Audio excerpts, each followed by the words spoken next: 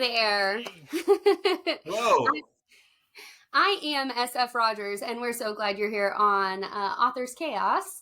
And I am DL Golden. As always, we are not professionals here, but we are trying to give the best advice we can and talking to different authors recently. And today we have on Nicholas Grady. And Nicholas, how many books do you have released? Let's start with that question. I've only got one out right now, but I am currently working on a second book, which is a follow-up to the first one. The first one is a novel called Under the Bluffs. It's a murder mystery suspense novel that takes place in St. Paul, Minnesota, starting in the early 80s and then later in the early 90s. So it kind of spans... the intro sort of spans over 1983 to 1993, and then the majority of the story takes place in 1993. And it's a story about kidnappings that are happening in the city of St. Paul. Children are disappearing, and this detective for 10 years is trying to figure out who this guy is who's kidnapping these kids, why this is happening, and he can't find the bodies anywhere. There's no sign of them. These kids just keep disappearing. And while this is going on, this kidnapper is sending him these letters saying 2 more are going to disappear. 2 more are going to disappear. And he just keeps trying and trying and trying. Finally, 10 years later, these 2 kids, these 2 kind of young stoner urban explorer kids are exploring a cave in St. Paul. And if you don't know St. Paul has a ton of hidden and abandoned caves that were dug out in the 1800s and 1900s. And so they go into this one cave that nobody's been in for years that they find, and they end up finding this body, and they report it. And that kind of leads to the investigation starting to gain some ground. And eventually the detective enlists the help of these 2 kids to find and search more of these caves and try and kind of solve the case. And so the 3 of them kind of work together to catch the culprit. And there's some twists and turns along the way that I obviously won't give away. But most people who've read it so far have really enjoyed it. The reviews on Amazon have been really good. I've had people in Canada review it and give it 5 stars. So I was like, cool, I don't know who you are. That's awesome. I love it when somebody I don't know reviews it. So yeah. So that's basically kind of what the story's about. The inspiration for that, I hadn't written anything in a very long time. I used to write a lot when I was younger, and I had several books that I started and never finished. You know, you get 60, 80 pages into something and you realize it's garbage, or you just don't like the way it's going, or you just kind of hit writer's block and you can't finish it. And last summer, I actually, not as preparation for this book, I just got really into urban exploring last summer. And I spent a lot of time researching and finding where a lot of these hidden caves are in the Twin Cities metro area, as well as outside of that. Visited some in Red Wing, Minnesota, and some other places as well. And I just got really into it. It was good exercise. I enjoyed finding them. It was kind of like finding something hidden that nobody's supposed to find and then going in and exploring these things. And that started getting me thinking about, what if I ran into some really creepy person in here? What if something was going on? And that kind of got the ideas going in my head. And then about 7 months ago or so, more like 9 months ago, I started typing up what I thought was going to be a screenplay. And then I realized that I'm not good at writing screenplays. So I just started doing what I knew, and I started writing a story. I thought it was going to be a short story. It ended up turning into a novel. And then I was like, all right, I'm just going to pull the trigger and I'm going to publish this and we're going to see how it goes. And it was really scary to do that. But it's been fairly well received so far. I've sold 183 copies, which is more than I would have expected. Not too many this month, but I'm getting a lot of Kindle Unlimited pages read. So yeah. That's awesome. Nice. So we're both fantasy authors, so it's interesting to talk to somebody who does not write in that genre. Yeah. Okay. We've got 4 authors amongst us, and all of us are writing in the realm of fantasy. Right. Yeah. Whereas yours sounds more mystery, realistic fiction type stuff rather right. than, you know. Right. Is that what you're into reading? Like, is that why you were interested in like writing a mystery thriller type book? It's an interesting thing, because this is the first time I've written something that was, I've written stuff that has suspense in it before in the past when I was younger. but I've never written like a suspense, crime thriller type of book. It was kind of a new thing for me to try out. But I found out that I actually really liked it. I've read my share of, I read a lot of Stephen King when I was a kid, like everybody did. And some of that is more sort of crime thriller stuff. Some of it's more, horror and whatever. But so I don't read a ton of like mystery books. But a lot of another inspiration for this was my wife and I watch a lot of like true crime documentaries on Netflix. Anytime there's a story, a unique story, we will generally watch that. So that was probably some of the influence from that, was watching some of those. And like, I probably pulled some ideas from some of those documentaries that I watched as well. But yeah, so I don't generally read a lot of mystery novels. I tend to read a lot of like, my favorite authors are people like Jack Kerouac and Charles Bukowski and Henry Miller. So completely different from what I write. They're much more poetic and, surreal at times even. And this is just really a straightforward sort of crime thriller story, but it just kind of came out of me and it flowed out of me. And the second one, like I said, I'm working on that one now. It'll be a while before that's done, but it's in the process, and it will be a sequel to the first book. Cool. So are you like in the first drafts of that sequel then, or are you? I've gotten through a first draft, but it's really rough. So I've probably gone through it. I probably went through it. I think I'm on the second or third time through now of editing it, and just tweaking things and adding things. And there's still sections I go through, and I'm just kind of checking for spelling and grammar, but I kind of go through it. I'm like, yeah, I'm gonna have to change something about that. I'm gonna have to go back and fix that. Because the thing about writing a mystery novel is I have to believe it before I'm going to ask anybody else to believe it, right? So I have to read it and go, is this believable? Do I think this is believable or not? And if it's not believable to me, it's not going to be believable to somebody else. So the second book's a little wilder than the first one, because it deals with there's this sort of cult that's murdering people along the river parkways in Minneapolis. And so in order to make that believable, I've had to do a lot of things to kind of work that through. Not saying something like that hasn't happened. It has, but it's tricky to make it believable. Right. I get that. So in the editing phase, because that's what you're doing with the second book, I know I'm in that phase right now where I'm like going through, and there have been so many moments where I'm like, do I even know how to write? Like, do I speak English good enough to convey this? Because there are times where like I've gotten into a flow and I've typed something and I'm like, that doesn't make any sense. Have you had that moment where you've like Absolutely. Yep. I go through and I find like sometimes it's just like a really long-winded sentence where I'm like, wow, that's a really long run-on sentence and I need to do something with that and I need to fix that. I need to adjust that. And sometimes it's just little things. I mean, because one of the things for me with writing, what I learned with the first book was to just write, not worry about what it looked like or whether it's any good, just try and get through the whole thing. And then you can go back and change stuff. And it used to be what used to always stall me out before when I'd be writing something is I'd get 30 pages in and then I'd start editing the heck out of the first 30 pages. And then I wouldn't go any further. And what I learned was don't do that. Just write it and then worry about that later. I mean, yeah, it's a lot of work on the back end, but you're better off. Yep. Oh, we've talked about that, getting caught up in edits when you're so many pages in and it gets overwhelming because you're trying to finish the story, but also trying to edit at the same time. Right. Yeah. We've had this conversation because it was you that was doing like one chapter at a time and sending them off and then making the edits. And it was taking you forever to get through. And I just finally looked at like our group and I was like, yeah, I'm just going to have to finish the story and then go back and edit because I'm not enjoying this at all. Yeah.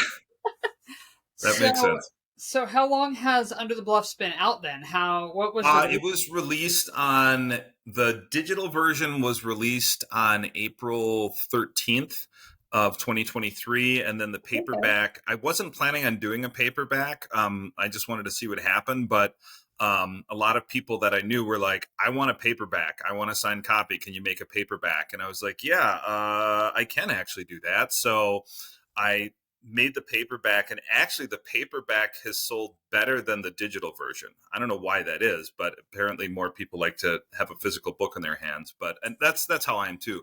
But the one thing I learned with the paperbacks when you publish through Amazon is the first couple copies that came out, I looked at the formatting on the Amazon website and everything looked great.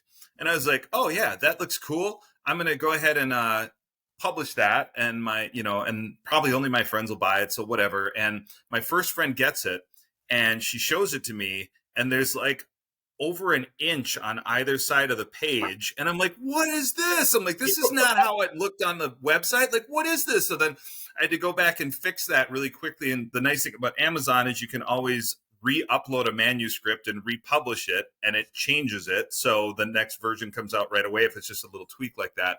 And the other thing I realized as a new author was like, oh, I didn't put page numbers in my book. That'd probably be a good thing to do. So stupid little mistakes like that I learned. So the next one I'm definitely like, I think I was just so excited about it that I didn't think about it. The next time around, I'm definitely going to be ordering a proof copy and looking carefully through that before I publish anything, because only about 10 copies of that version went out before I was able to fix it. But and then of course you go through and you catch, like, even after publishing, I was still like, well, I've missed page numbers. I missed, the margins weren't wide enough. Did I miss anything else? And then, of course, I went through the entire book, 5 more times to see if there were any little grammar mistakes or whatever I caught. So the first week or so it was out, there's definitely some mistakes, but there's going to be mistakes. I just got this book. This is from a fellow TikToker, Promised by Allison Thompson,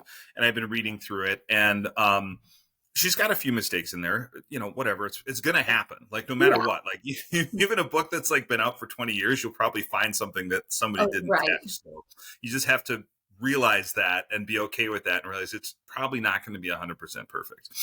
Yeah. See, and I put Origins out. My first book, Origins, was published on May 1st, and I had ordered 3 draft copies and thought, okay, at one point the dedication was not centered like it was supposed to be, and the copyright stuff was wrong, and then I'd find indent issues, and so I went back through and I fixed all of that and finally got it published. Well, I opened it the other day because I did that giveaway for my final author proof that I had, and I had one more. I found one indent. I opened to a page, and one of the whole paragraphs is not indented on the thing. I'm like, what on earth did I do? How? How many times I went through it? The thing is, what I've noticed is that the average reader is not going to catch that unless unless they're like, my wife is a grammar Nazi, so she catches everything. So she was one of the ones that right after about 3 days after the book had been published, and I got some proof copies, she started reading through one, and I said, look, I'm going to redo it because the margins aren't right. And she was like going through it, and she's like, you should change this word to this, and this should be this. And I'm like, oh crap, come on. No, so then, so next time around, she's like, so next time around, you're going to let me do this whole thing before you publish, right? And I was like, yep, absolutely. Yeah, that was my half sister Cassie is my editor, and so she's all of our editors. All of our editors, yes. She doesn't have an editor. Righteous and holy. She's our editor. Maybe I should hire her. And it was just, she's like, you've used way too many semicolons here. And I'm like, I swear I know how to use a semicolon, but every single one I use, she's like, that is not how you use a semicolon. Yeah. And I'm like, no one's going to notice that. But it bothers me that there's an issue even there anywhere on the page. I'm like, I know it can't be perfect, but some part of you always wants it to be. Yeah. And it's strange, but editors are very, very useful in that sense. Well, and one thing that I found in my own, I sent my first draft, like literally roughest draft, to 3 beta readers and my editor at the same time. And while our half sister has caught things like she's okay, this is grammatically wrong. There have been things that my beta readers are like, hey, you've repeated this 3 times. Can we cut 2 of them out? And I'm like, oh, Yep. thank you so much for catching that. Yep. Like, I appreciate it. And they, because they're friends of mine, they know how to word it where it's not going to like, hey, this sucks. Right. Fix it. So that was one thing that I super found, to have different people's eyes on it besides just an editor, to where and I did. Yeah. I had a few people go through mine, but not everybody caught the same things, and some people missed stuff. But I mean, one of the things that I tend to do that I have to be really careful of is I will,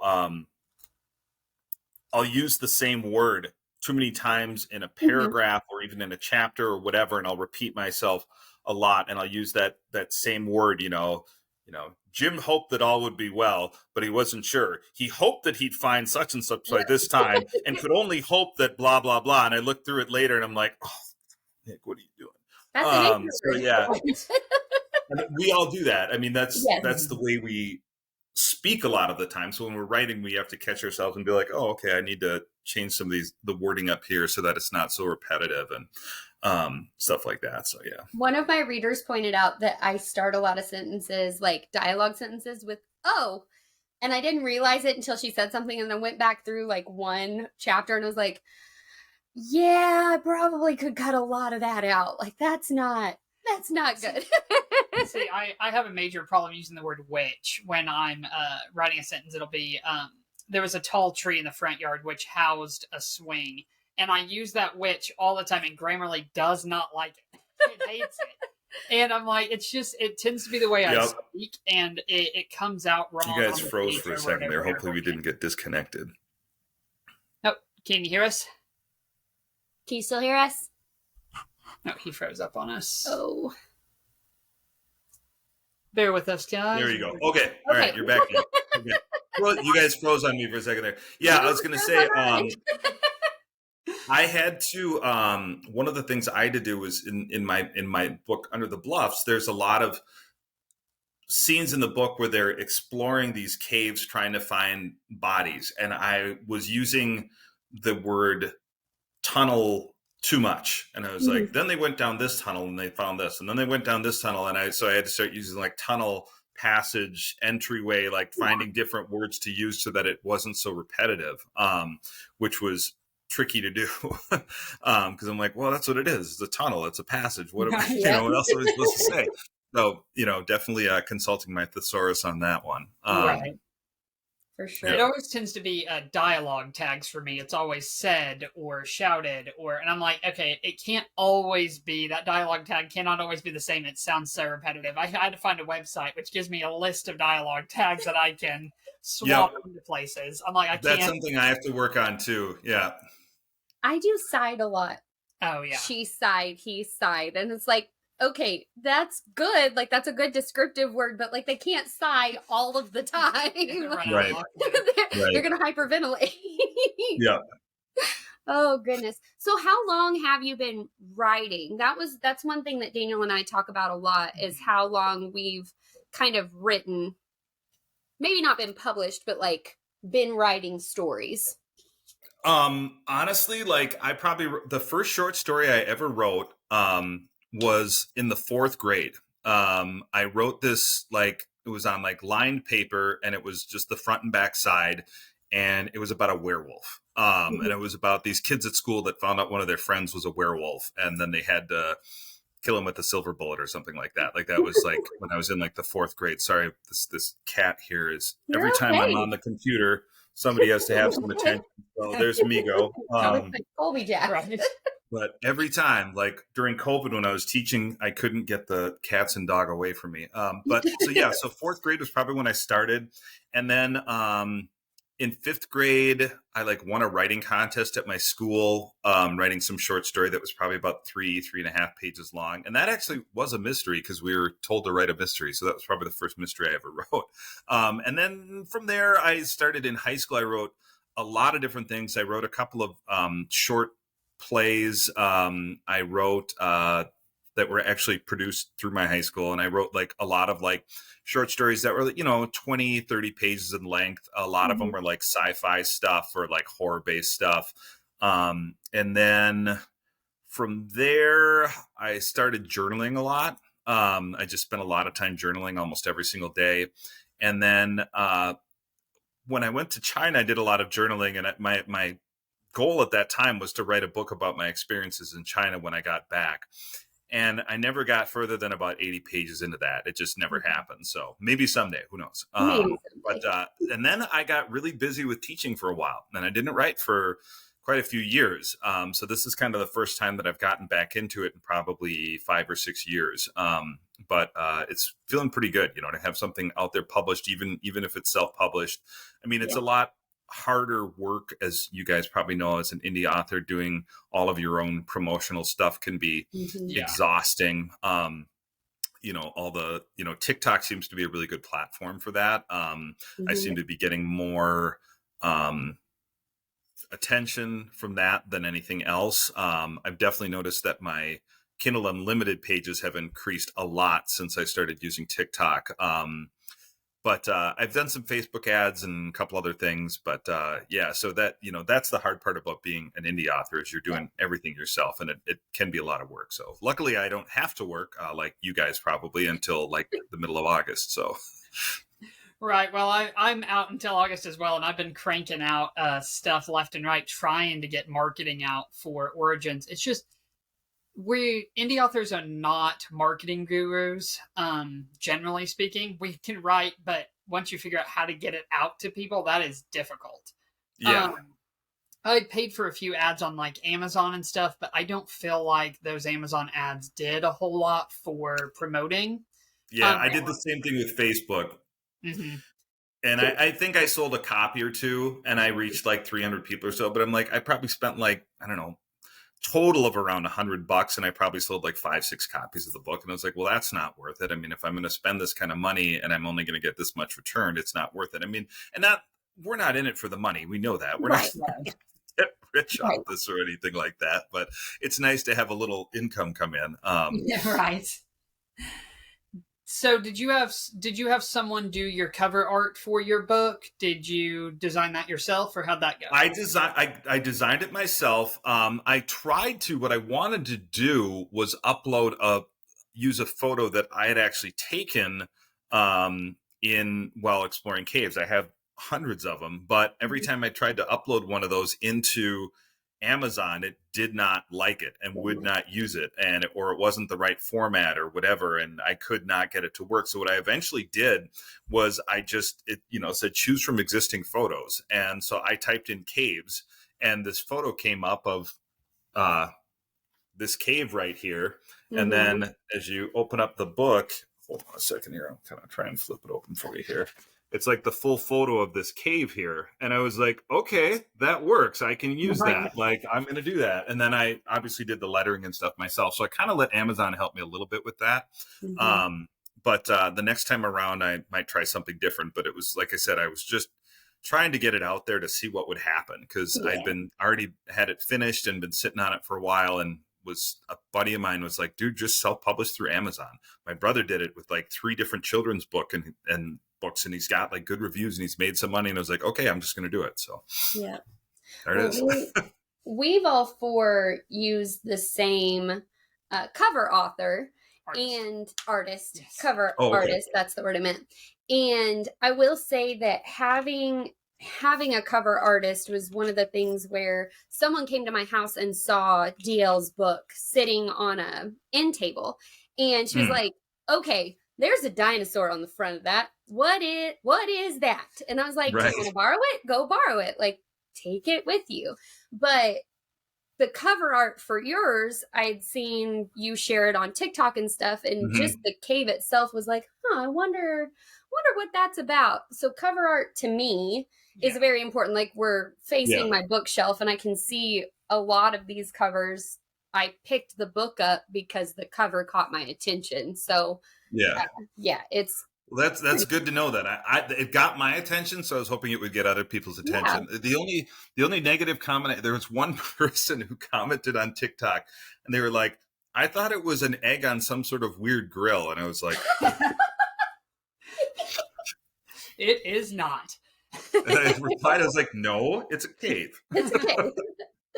Well, it looks really, really good. It does lend itself to what you've said the book is about, and it sounds really fascinating. You're really good at explaining what your book's about. I feel like that's something I struggle with. When people ask me, I'm like, and so that's part of it, I think, is getting down and saying, okay, I know what my book is, and I can explain it to somebody if they ask. And you're Right. very, very good at that. So I can Thank see you. why you're generating sales through that. Yeah, I try. I mean, it's a pretty straightforward story too. So I mean that helps too. Like I'm not trying to explain. You know, with fantasy, you're talking about an entire universe. You're talking about, you know, there's this and there's, you know, this set of magical powers or whatever you happen to be using. So there's a lot more that goes into that where I can be like, oh, it's a crime story about kidnappings and you know. And When you have to world build an entire culture, It makes it that makes it really hard to like explain to people that like, oh hey, so it's this other realm where this magic does this, and they're like, okay, I don't get it. Yeah, I'm actually hoping tomorrow. I was talking to some friends over the weekend, and one of my friends was like, her friend, my wife doesn't have TikTok, but her coworker does, and her coworker was like, tell Nick he has to do something a little different. Tell him he has to do something a little different. His videos are good, but they're all he's kind of doing the same thing. And I was like, okay, well, what should he do? And so she suggested that I do two things. One, I make some videos where I just am at like, so the first two children that are kidnapped in the book are kidnapped from this park. And she's like, go to a park, make a video, and just talk about the children disappearing and just put a tag about Under the Bluffs as Amazon, but don't say in my book, blah, blah, blah. Yeah. Just go out there and be like, this is where this person disappeared and like give like a short story on it, an explanation, and then let people look it up. And the other thing she said to do it, she's like, if you can get into a cave and get a signal and do that, that's even better. Which I was like, I can probably do that. So tomorrow I'm going to try, I have the whole day off and I don't have anything to do today. I've got to run some errands, but I'm going to probably do that. And then if I can actually get into one of the caves and can still get a signal on my phone, I might do a live TikTok broadcast from inside of one of the caves, which I thought was like, that's a pretty smart idea. Yeah. Something you don't see very often. Yeah. Right. Sure. So we ask this question, and we're going to try to ask this question. What's a piece of advice that you have gotten that you kind of just really stand behind, like your favorite piece of advice? I'm trying to think. I think the most important piece of advice I got, well, one of the things from one friend that read my first book before I'd had it published, she's like, you need better character descriptions. She's like, I don't really get a feel of what they look like. She's like, even if it's just, you know, generic things like hair color, eye color, height, build, stuff like that, you've got to get more. She's like, some of the characters you do it with, some of it you don't. And that resonated with me. And so I went back and I fixed that all in the first manuscript. And then in the second book, I tried to be much more detailed with that. Obviously, some of the characters are from the first book, so I didn't have to be as descriptive with them. I could just kind of use a basic description from the previous book, assuming somebody would have read it. But so that was one thing that stuck out.